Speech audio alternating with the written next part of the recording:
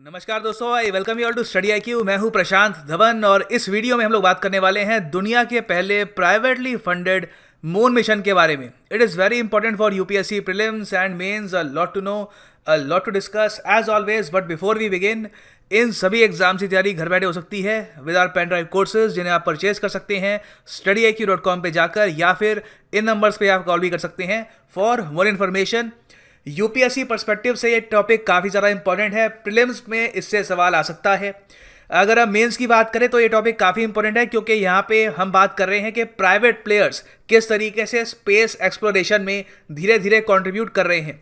तो ये काफ़ी इंपॉर्टेंट है for UPSC mains general studies paper 3 under sub section space. और एक प्रश्न मैं यहाँ पे आपसे पूछ रहा हूँ स्पेस रिलेटेड, काफ़ी इंपॉर्टेंट क्वेश्चन है। मैं चाहता हूँ कि आप सब लोग इस क्वेश्चन को कॉमेंट सेक्शन में अटेम्प्ट करें। रिसेंटली हायाबूसा 2 काफ़ी हद तक न्यूज़ में है, उससे रिलेटेड स्टेटमेंट्स यहाँ पे दी है। आपको बताना है कि इनमें से वो कौन सी अकेली सही स्टेटमेंट है हायाबूसा 2 के बारे में। पहली स्टेटमेंट ये कहती है कि हायाबूसा 2 एक मार्स मिशन है, पहला मार्स मिशन जापान का, जिसे नासा फंड कर रहा है।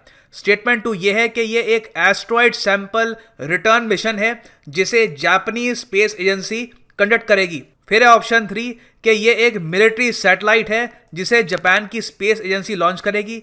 और फाइनली ये जापान का पहला मिशन है टू जुपिटर। तो बताओ कि हायाबूसा 2 क्या है in the comment section.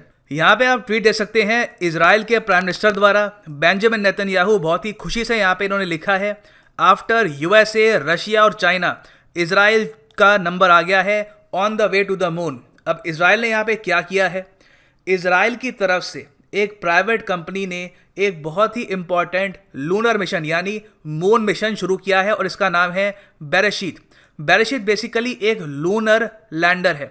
Lunar lander का मतलब क्या होता है, देखो ये बेसिकली एक स्पेसक्राफ्ट है जिसको स्पेसएक्स, जो इलोन मस्क की कंपनी है स्पेसएक्स, उसका फैल्कन 9 रॉकेट चंद्रमा तक लेके जाएगा।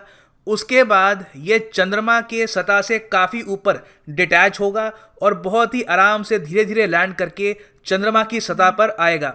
और सिंस इस पर पहिए नहीं लगे हुए, तो ये रोवर नहीं है। जो चंद्रयान 2 में इंडिया भेजेगा वो एक बेसिकली रोवर होगा, वो चंद्रमा की सतह पर चलेगा। ये चलेगा नहीं, बस एक जगह लैंड हो जाएगा। एक तरीके से आप समझ सकते हैं, बहुत ही सिंपल भाषा में समझा रहा हूँ। जैसे एक टेबल होता है तो इसके 4 पैर होंगे, उस पर बस ये खड़ा रहेगा और बहुत ही इंपॉर्टेंट साइंटिफिक एक्सपेरिमेंट्स करेगा चंद्रमा की सतह पर। दिस इज क्वाइट सिग्निफिकेंट, क्योंकि देखो चंद्रमा पर सॉफ्ट लैंडिंग करने वाला इजराइल इससे चौथा देश बनेगा।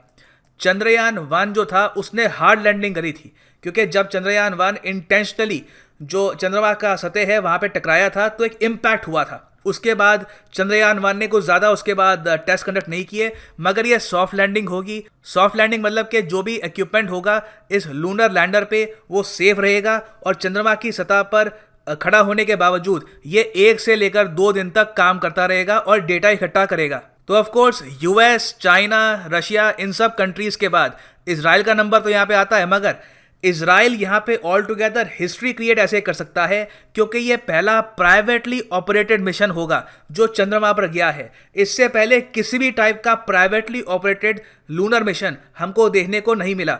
अब जो बेरेशीत है इसके बारे में जान लो। जो ये शब्द है बेरेशीत, ये हिब्रू से आता है। हिब्रू क्या है, हिब्रू एक भाषा है, ज्यूस की भाषा, कई हज़ारों साल पुरानी है। आप अगर इजराइल के लोगों से पूछें तो उनका मानना है, उनकी आस्था है कि हिब्रू दुनिया की सबसे पुरानी भाषा है। हालांकि जो हमको डेटा अवेलेबल है, जो हमको हिस्टोरिकल बुक्स बताती है, तो संस्कृत मानी जाती है वर्ल्ड्स ओल्डेस्ट लैंग्वेज। हालांकि तमिल भी काफ़ी बार इस टाइटल का दावा करती है, मगर definitely Hebrew is one of the oldest languages in the world.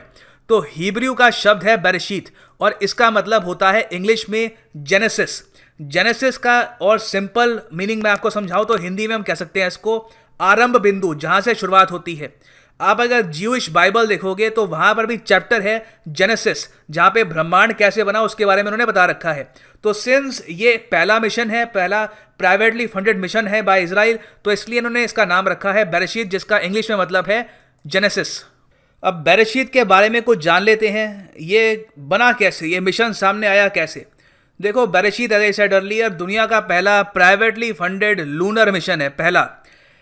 इसको वैसे फंड पार्टली गवर्नमेंट ने भी किया है। आप अगर इसको देखें तो जो इनकी इजराइल की स्टेट और सरकारी कंपनी है इजराइल एरोस्पेस इंडस्ट्रीज, जो काफ़ी बार इंडियन कंपनीज के साथ भी डिफेंस सेक्टर में काम करती है, तो इस कंपनी ने यहाँ पर अपनी एक्सपर्टीज प्रोवाइड करी है और जो ये लूनर लैंडर है उसका ढांचा क्रिएट करने में काफ़ी हद तक हेल्प करी है।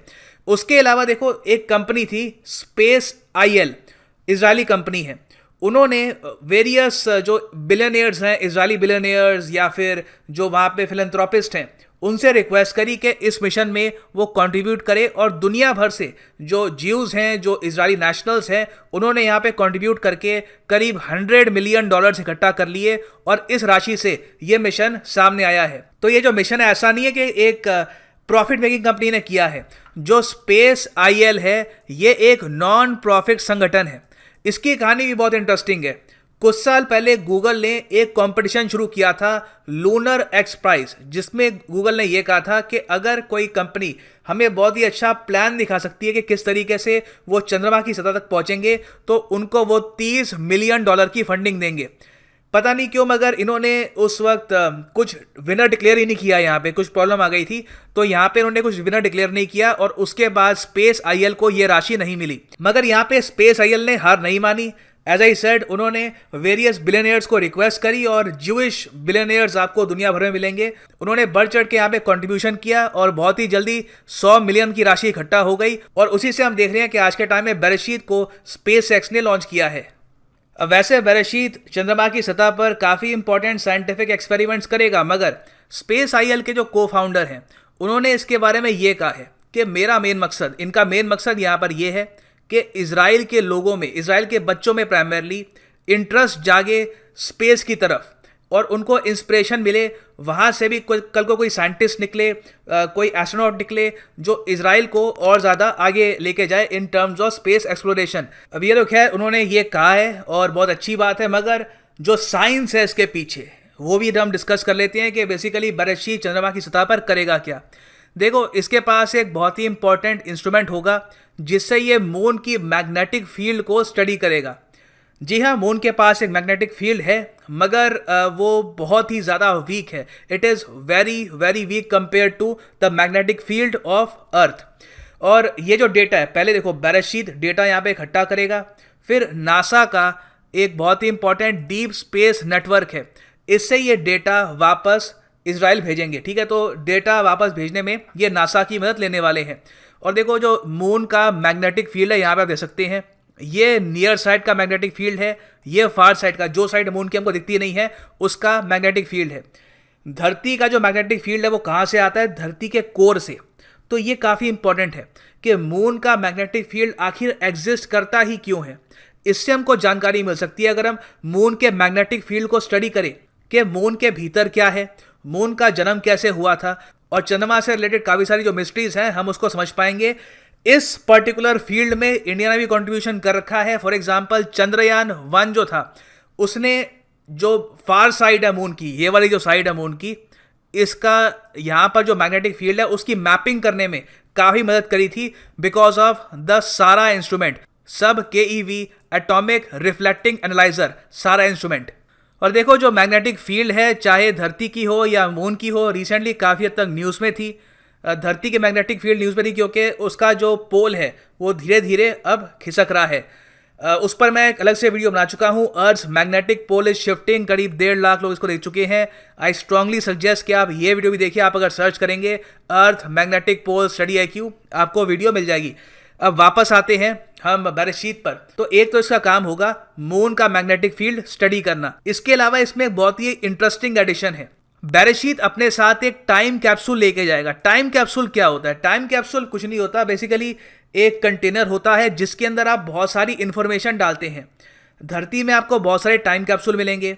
आज से कई साल पहले, 50-60 साल पहले, लोग क्या करते थे कि एक स्टील कंटेनर लेते थे, उसके अंदर बहुत सी जानकारी, कुछ नोट्स, कुछ वहाँ पे साइंटिफिक डेटा या कुछ भी जो वो चाहते हैं आज से फ्यूचर जनरेशन को मिले, वो डालकर ज़मीन में गाड़ देते थे और 50 साल बाद लोग इसको बाहर निकालते थे। तो सिमिलर चीज़ यहाँ पे बेरेशीत के साथ भी की जाएगी। बेरेशीत अपने साथ एक कंटेनर लेके जाएगा जिसमें बहुत सारी डिजिटल इंफॉर्मेशन होगी ह्यूमन सिविलाइजेशन की। बेसिकली एक इंग्लिश विकिपीडिया होगी यहाँ पर, उसके अलावा इज़राइल का झंडा, इज़राइल का नेशनल एंथम, जो ज्यूइश बाइबल है वो भी साथ में लेके जाएगा, और भी बहुत सारी चीज़ें। बेसिकली एक डिजिटल विकिपीडिया और साथ में इज़राइल से रिलेटेड काफ़ी सारी चीज़ें ये साथ में लेके जाएगा, और ये एक टाइप की लूनर लाइब्रेरी होगी। ये अगर आप कह सकते हैं कि कल को मान लो धरती में कुछ हो गया, कुछ एक बहुत ज़्यादा डिजास्टर हो गया, न्यूक्लियर वॉर हो गई, ह्यूमन सिविलाइजेशन यहाँ पे ख़त्म हो जाती है, तो जो हमारी नॉलेज है, जो हमारी जानकारी है, इस टाइम कैप्सूल के जरिए चंद्रमा की सतह पर रहेगी। शायद इजराइल को यहाँ पे पता है, जो हम लोगों को नहीं पता। मजाक कर रहा हूँ, मगर it is a very interesting concept. तो जो ये प्रोजेक्ट है लूनर लाइब्रेरी का, ये किया था आर्क मिशन फाउंडेशन ने। ये भी एक नॉन प्रॉफिट संगठन है जो ऐसे नॉलेज को प्रिजर्व करने के मिशंस को एनकरेज करता है। अब एक क्वेश्चन आपके माइंड में ये भी आ सकता है कि क्या ये मिशन हम सक्सेसफुल माने, ये सक्सेसफुली कंप्लीट हो चुका है? देखिए, मैं ये वीडियो बना रहा हूँ फरवरी महीने में, 2019 के फरवरी महीने में। तो फरवरी को ये मिशन अभी यहाँ से लॉन्च हुआ है, और ये मिशन, ये जो स्पेसक्राफ्ट है, ये बेसिकली पूरा लूनर लैंडर चंद्रमा की सतह पर पहुंचेगा अप्रैल 11 को। माना जा रहा है कि अप्रैल 11 को ये चंद्रमा तक पहुंच जाएगा। अब इतना टाइम क्यों लगेगा? देखो, इसलिए लगेगा क्योंकि ये स्लिंग शॉट टेक्निक से धीरे धीरे चंद्रमा में पहुंचेगा।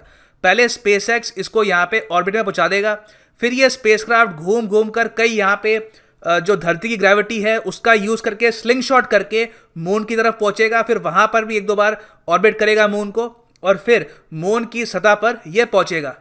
सो वापस आते हैं हम लोग अपने क्वेश्चन पे। हायाबूसा 2 है क्या यहाँ पर? यहाँ पर जो सही आंसर है वो डी बिल्कुल भी नहीं है, ना ए है ना सी है। Right answer is B, asteroid sample return mission है ये हायाबूसा 2, और ये जापानीज स्पेस एजेंसी कंडक्ट कर रही है। इसमें एक एस्ट्रॉइड पर ये हायाबूसा 2 लैंड करेगा, सक्सेसफुली लैंड कर चुका है, उसको स्टडी करेगा, सैंपल्स इकट्ठा करेगा। इससे हमको पता लगेगा कि एस्ट्रॉइड्स बेसिकली बने कैसे हैं, वहाँ पर क्या मैटर है, किस तरीके से वो काम करते हैं। काफ़ी सारी हमको यहाँ पे जानकारी मिलेगी उसके बारे में। So this is very important to understand space as well. So ये है एंड हमारी नॉलेज से भरपूर वीडियो का। Thanks for listening and as always God bless you all.